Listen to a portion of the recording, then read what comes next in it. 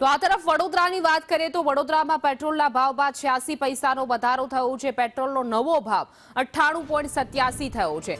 અગાઉનો પેટ્રોલનો ભાવ 98.81 રૂપિયા હતો તો ડીઝલ પ્રતિ લીટર 94 પૈસા મોંઘું થયું છે। ડીઝલના ભાવ વધીને 94.78 રૂપિયા લીટર થયું છે।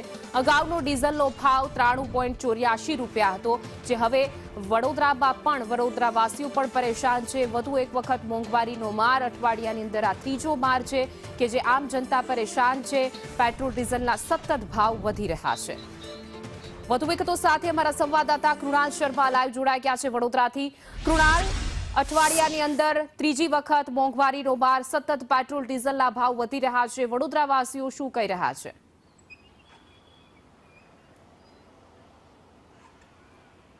છેલ્લા એક સપ્તાહમાં 3 વખત ભાવ વધ્યા છે અને સીધા 5 રૂપિયા વધી ગયા કહેવાય। એ ભલે એક સપ્તાહમાં 3 વખત હોય, પરંતુ સીધા 5 રૂપિયા પેટ્રોલ પર એક સપ્તાહમાં વધી ગયા છે। આપણે અહીંયા ભાવ પણ બતાવીશું। આ ડીઝલનો જે ભાવ છે 94 રૂપિયા 78 પૈસા છે, એટલે કે સીધા 95 રૂપિયા જ કહેવાય, કારણ કે 10-20 પૈસા પેટ્રોલ પંપવાળા પાછા નથી આપવાના, સીધું 95નો હિસાબ થતો હોય છે।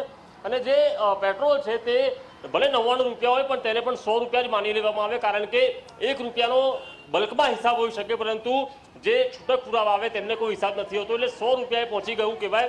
અહીંયા જે સામાન્ય યુવાનો છે તેમની સાથે વાત કરીએ। એ પેટ્રોલનો ભાવ આથી વધી ગયો, તમે નોકરી કરો છો, શું કરો છો? ફોટોગ્રાફર છે। ફોટોગ્રાફર છો? શું પરિસ્થિતિ પડી છે? ફોટો પાડવાના ભાવ વધારી દેશો? શું લાગે છે, ભાવ વધારવો પડશે? પોસાય છે ખરું પેટ્રોલ? પેટ્રોલ તો હવે પોસાય ના પોસાય, ભરાવું તો પડશે ને, ફરવું હોય તો, કામ કરવું હોય તો। અને પછી કોઈ દૂર બોલાવે તો ફોટો પાડો, પછી અલગથી પૈસા લેશો? જેવી સ્થિતિ પ્રમાણે આગળ થાય તો કરશું। ગૃહિણી પણ સાથે છે અહીંયા, પેટ્રોલ ભરાવા તેઓ પણ આવ્યા છે, તેમને ઘર પણ સંભાળવાનું છે અને અન્ય કામકાજ પણ સંભાળવાના છે। તેમની સાથે પણ અહીંયા વાત કરીશું। મેમ, આપ આए हो? नहीं, पेट्रोल पुरावा આવ્યા છો, એસએસજીમાં તમે છો, પણ એક વુમન તો છો, ગૃહિણી તો છો। આ પેટ્રોલના ભાવ વધ્યા છે, કેટલી અસર પડવાની સામાન્ય માણસ પર? અસર તો બધા જ પડે। પેટ્રોલ વધે તોય પડે, બધા ભાવ બધા અમારી પબ્લિક પર જ આવે છે ને।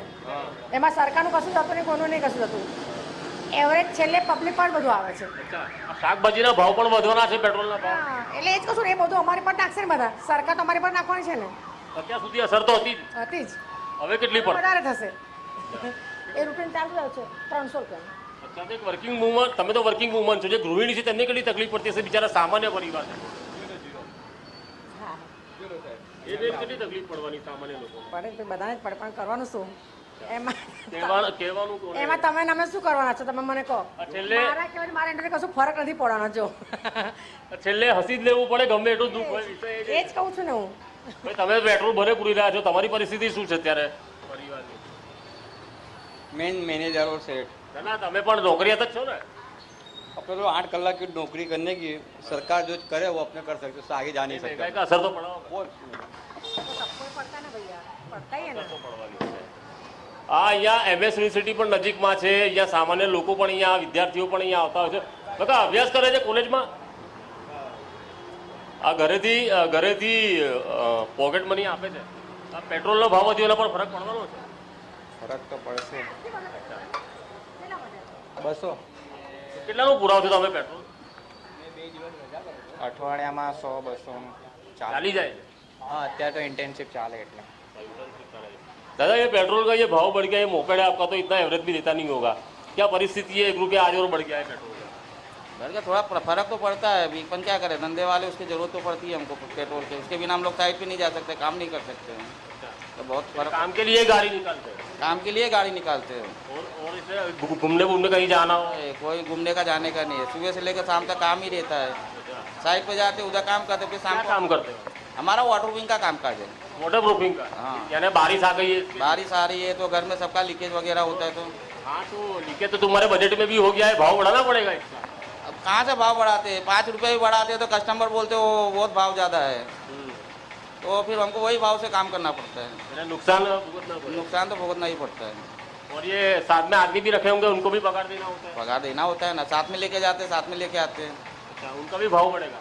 उनका हाजिरी बढ़ गया, हमारा भाव उधर का उधर ही है। क्या उनका कितना बढ़ गया? उनका 700 रुपया देना पड़ता है हमको। और आपका वो ये 700 प्लस खाना पे नाश्ता वास्ता देते हैं, प्लस लेके जाओ साइड पे वापस लेके आओ। पहले कितना देते थे?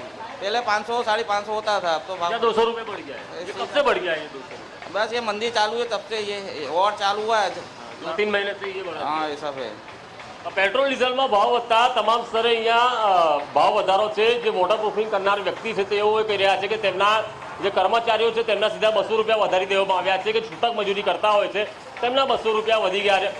તો ભાઈબંધ નોકરી કરો છો તમે, તમારું આ જે બાઇક છે કેટલું એવરેજ આપે અત્યારે? મારું હવે મને ખબર નહીં. અચ્છા, તો કેટલાનું પુરાવો છો પેટ્રોલ? હું 200 રૂપિયાનું 100 રૂપિયાનું પુરાવું છું. એ પછી કેટલું પણ આવે? હા પહેલા કરતા ઓછું ચાલતું હશે ને હવે? હા હા. અચ્છા, તો તમે શું કામ ધંધો કરો? હું જોબ કરું છું યુનિવર્સિટીમાં. અચ્છા, તો પગાર વધી ગયો તમારો? ના, અચ્છા, પણ પેટ્રોલના ભાવ વધશે તો તેની પેટ્રોલના હું તે બધાના જ ભાવ વધે છે. બીજેપી સરકાર છે ગુજરાતમાં 150 પેટ્રોલ પુરાવાનું હોય, આમાં 100 રૂપિયા પેટ્રોલનો ભાવ વધી જાય. ઘરમાં તકલીફ તો પડશે. તકલીફ તો બધાને જોઈએ ને, તકલીફ આવે મોંઘવારીમાં. તો રજૂઆત કરી યુનિવર્સિટીમાં કે ભાવ વધારો, મારો પગાર વધે? એ તો હવે વધારે જ છે, હર વર્ષ 2 વર્ષે 3 વર્ષે. અચ્છા, પણ પેટ્રોલના રોજ વધે? પેટ્રોલના રોજ વધે, રોજ નહીં વધતા. રોજ ક્યાં વધે છે યાર? આ અઠવાડિયામાં 5 રૂપિયા વધી ગયા. શું હવે શું કરવાના? આ યુનિવર્સિટીના કર્મચારીઓ છે, 3 વર્ષે એકવાર પગાર વધે છે અને જે પેટ્રોલના ભાવ છે તે અઠવાડિયામાં સીધા 5 રૂપિયા વધે છે ને પણ 3 વાર ટુકડે સીધા 5 રૂપિયા વધી ગયા છે. સામાન્ય લોકો એવું કહી રહ્યા છે કે પેટ્રોલ ડીઝલના ભાવ તો વધ્યા છે, પરંતુ આખરે શું કરવાનું તેઓ પણ હસી રહ્યા છે કે હવે કહેવું તો કહેવું કોને. અને હવે જો પગાર નથી વધતા, મોંઘવારી વધી રહી છે, ત્યારે છૂટક મજૂરીના પણ ભાવ વધી રહ્યા છે.